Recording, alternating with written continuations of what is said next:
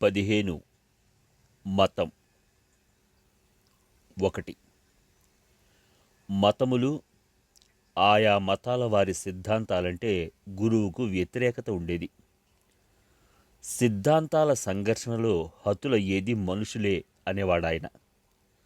సాధారణంగా లోకంలో డబ్బు కోసమో అధికారం కోసమో హత్యలు చేసుకుంటారు. కానీ తమ మత సిద్ధాంతాల కోసం మనుషుల్ని చంపేవారు అత్యంత క్రూర హంతకులు. 2. ఒక మతానుయాయి తన మత సిద్ధాంతాల కొరకు ఆత్మాహుతి చేసుకున్నాడు. ఆశ్రమవాసులకి ఈ విషయం తెలిసింది. ఆ వ్యక్తి చేసిన పనిని ఎవరూ ఆమోదించలేదు. కానీ కొందరు అతని మత విశ్వాసాన్ని కొనియాడారు. అది విశ్వాసమా అన్నాడు గురువు. తాను నమ్మిన దానికోసం ప్రాణాలు విడిచే ధైర్యం అతనికుంది కదా అన్నారు శిష్యులు. అది మత విశ్వాసం కాదు, మతాంధత. విశ్వాసం ఉంటే ఇంతకంటే ఎక్కువ ధైర్యం కావాలి. తన సిద్ధాంతాలను పునఃపరిశీలించేందుకు, ఒకవేళ అవి వాస్తవ విరుద్ధములైతే వానిని త్యజించడానికి ఎంతో సాహసం కావాలి అని చెప్పాడు గురువు. 3. ఒకసారి ఆశ్రమం గేటు ముందర జనం గుంపుగూడి ఉంటే గురువు ఏమిటో చూద్దామని బయటకొచ్చాడు. అక్కడ కొందరు భక్తులు క్రైస్తవ భక్తి గీతాలు పాడుతున్నారు. వాళ్ళు ఒక బ్యానర్ పట్టుకుని నిల్చున్నారు. దానిపై క్రీస్తే సమాధానము అని వ్రాసి ఉన్నది. ఆ బ్యానర్ పట్టుకున్న వారిలో ఒకతన్ని సమీపించి గురువు, అవును, మరి ప్రశ్న ఏమిటి అని అడిగాడు. ఆ వ్యక్తి ఉలిక్కిపడి మళ్ళీ తేరుకుని, క్రీస్తు ఒక ప్రశ్నకు సమాధానం కాదు, మన సమస్యలకు సమాధానం అని చెప్పాడు. అలా అయితే మరి సమస్య ఏమిటి అడిగాడు గురువు. అతడేమి చెబుతాడు గురువుకు? తరువాత శిష్యులతో ఇలా చెప్పాడు గురువు. క్రీస్తే నిజంగా సమాధానం అయి ఉంటే క్రీస్తు యొక్క అభిప్రాయం ఒకటై ఉండొచ్చు. సమస్యలను సృష్టించేది ఎవరు, ఎందుకు సృష్టిస్తున్నారు అనే విషయాన్ని గురించిన స్పష్టమైన అవగాహన. 4. పోస్టాఫీసుకు ఒక పార్సల్ వచ్చింది. ఆ పార్సల్ ప్యాకింగ్ దెబ్బతిన్నందువల్ల అందులోని పుస్తకాలు బయటకొచ్చాయి. అవి బైబిల్ గ్రంథాలు. అందంగా ఉన్నాయి. లెదర్ బైండరింగ్ చేయబడి గిల్టు అంచులతో ఆకర్షణీయంగా ఉన్నాయి. పోస్ట్ మ్యాన్ ఒకడు వాని అన్నింటినీ సరిచేసి మరలా కట్టగట్టాడు. కట్టేటప్పుడు ఊరుకోలేక తానొక బైబిల్ను సొంతం చేసుకున్నాడు. తరువాత పోస్ట్ మ్యాన్ గురువుకు ఈ సంగతి చెప్పాడు. తన తప్పు ఒప్పుకున్నాడు. అసలు నీవు ఆ బైబిల్ను ఎందుకు దొంగిలించవలసి వచ్చింది అని గురువు ప్రశ్నిస్తే ఆ పోస్ట్ మ్యాన్ పశ్చాత్తాపంతో మతం మీద నాకున్న ఆసక్తి వల్ల అని జవాబిచ్చాడు. 5. మతం అంటే చాలు గురువు హెచ్చరికగా ఉండేవాడు. ఒకరడిగారు, గురువుగారు, ఎందుకు మీకంత ఉలుకు మతం అంటే? మతం మానవులు ఆర్జించుకున్న శ్రేష్టమైన ఆస్తి కదా. గురువు చెప్పిన సమాధానం గూఢంగా ఉంది. మతం వల్ల నీవు శ్రేష్ఠుడవు కావచ్చు, భ్రష్టుడవు కావచ్చు. భ్రష్టత్వం ఎందువల్ల? జనులు మతం నుండి ప్రేమించడం కంటే ద్వేషించడం ఎక్కువ నేర్చుకుంటారు కాబట్టి. 6. ఒక మత ప్రచారకుల బృందం గురువు దగ్గరకు వచ్చి ఆయనకు నచ్చజెప్పాలని ప్రయత్నిస్తున్నారు. మా మతం ఈ ప్రపంచాన్ని మార్చివేస్తుంది అని వారు రుజువుపరచ ప్రయత్నిస్తున్నారు. గురువు ఓపికతో వారి మాటలు విన్నాడు. మీ మతాన్ని అనుసరించే వాళ్ళు ఎంత మంచివాళ్ళో లేక ఎంత చెడ్డవాళ్ళో అనే దానిపై మీ మతం యొక్క మంచి చెడ్డలు ఆధారపడి ఉంటాయి. 1,00,000 తోడేళ్ళు మేము అడవిలో న్యాయాన్ని అమలుపరుస్తాం అని చెప్పి ఒక సంఘంగా ఏర్పడినంత మాత్రాన అవి 1,00,000 తోడేళ్లు కాకుండా పోతాయా అని వ్యాఖ్యానించాడు. 7. గురువు తన శిష్యులకు మతం వల్ల ఏర్పడే ప్రమాదాలను గురించి ఎల్లప్పుడూ హెచ్చరిస్తుండేవాడు. ఈ సందర్భంగా ఆయన ఒక దృష్టాంతం చెబుతుండేవాడు. ఒక ప్రవక్త చేతిలో కాగడా పుచ్చుకొని వీధుల వెంట బయలుదేరాడు. దైవ మందిరములనన్నింటినీ తగులబెడతాను. కనీసం అప్పుడైనా మీరు దేవాలయాల పైనుండి దైవం వైపు దృష్టి మరల్చుతారు అని చెప్పి అంతటితో ఆగక ఆ ప్రవక్త ఇంకా ఇలా ప్రకటించాడు. ఒకానొక రోజు నేనీ కాగడా చేతబుచ్చుకొని దేవాలయాలనే కాదు, ఆ దైవాన్ని కూడా భస్మం చేస్తాను. 8. దివ్యత్వము మూర్తీభవించినట్లున్న గురువు మనస్సులో మతం అంటే వ్యతిరేకత ఉన్నట్లు తోచేది. ఆయన చెప్పే మాటలు వింటుంటే శిష్యులకు ఇది ఒక చిక్కు ప్రశ్న అయి కూర్చుంది. గురువులాగా కాక వారు ఆధ్యాత్మికత, మతం ఈ రెండూ ఒకటే అని భావించేవారు. ఈనాడు లోకంలో అనుసరింపబడే మతం ఏం బోధిస్తోంది? చెడు చేస్తే నరకలోక యాతనలు, మంచి చేస్తే స్వర్గలోక సుఖాలు. అంటే మతం భయాన్ని, దురాశను పెంచి పోషిస్తోంది.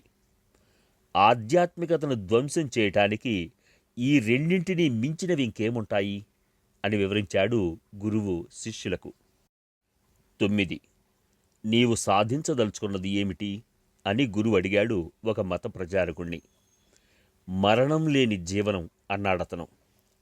అలాగా, నీవు అమరత్వాన్ని కోరుకుంటే మాటలు మరణించాలి.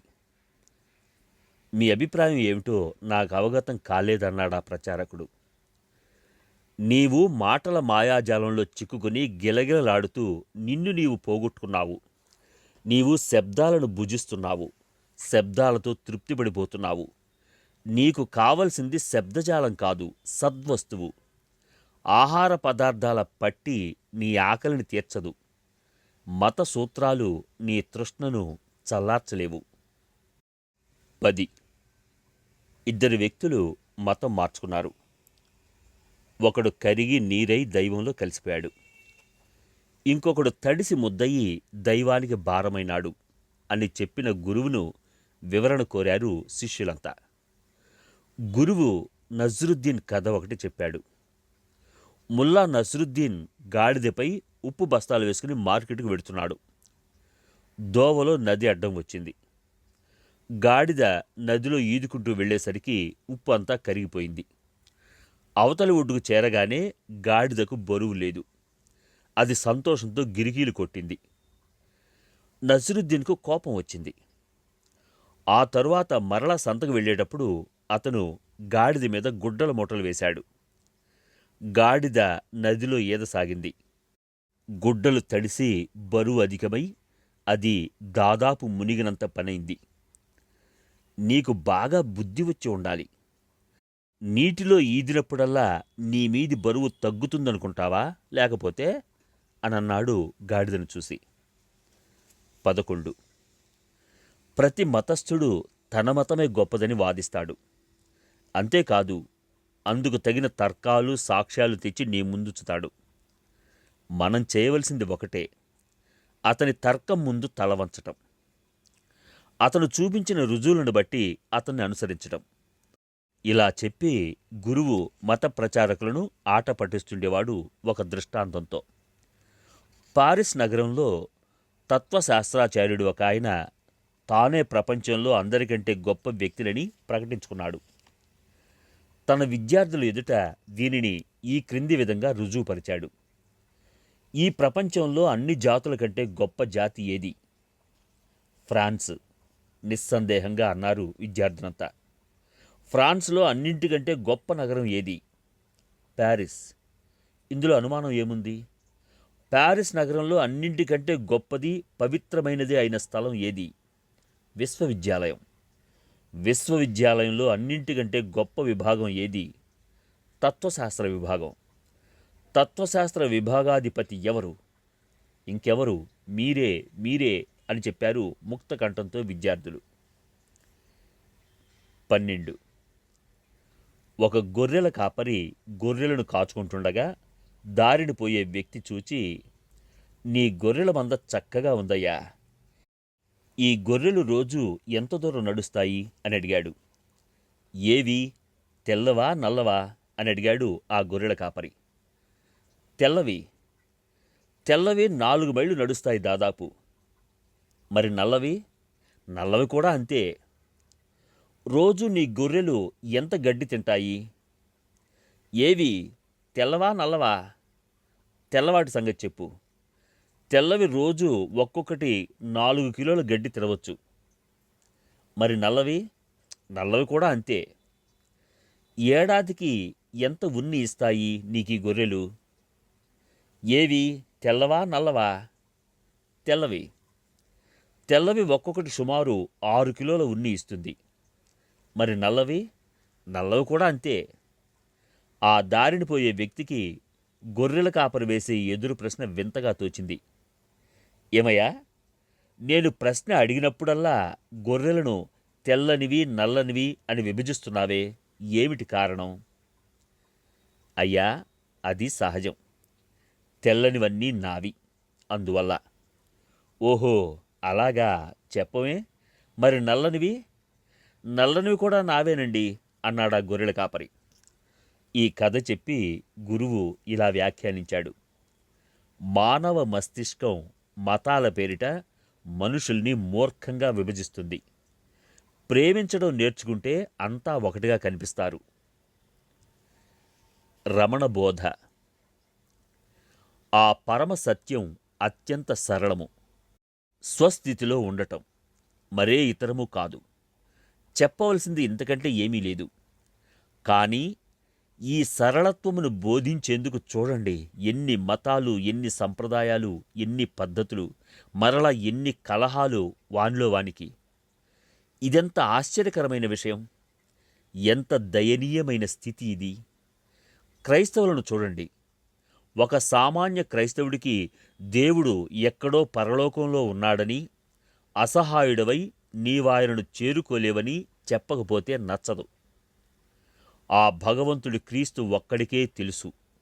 క్రీస్తు ఒక్కడే మనకు మార్గదర్శనం చేయగలడు. క్రీస్తును పూజించు, నీవు రక్షింపబడతావు అని చెప్పాలి. పరలోక రాజ్యం నీలోనే ఉన్నది అని చెబితే దానికి ఏవేవో క్లిష్టమైన అర్థాలు చెబుతారు. పక్వ మనస్కులకు మాత్రమే సరళమైన సత్యస్వరూపం యథార్థంగా గోచరిస్తుంది.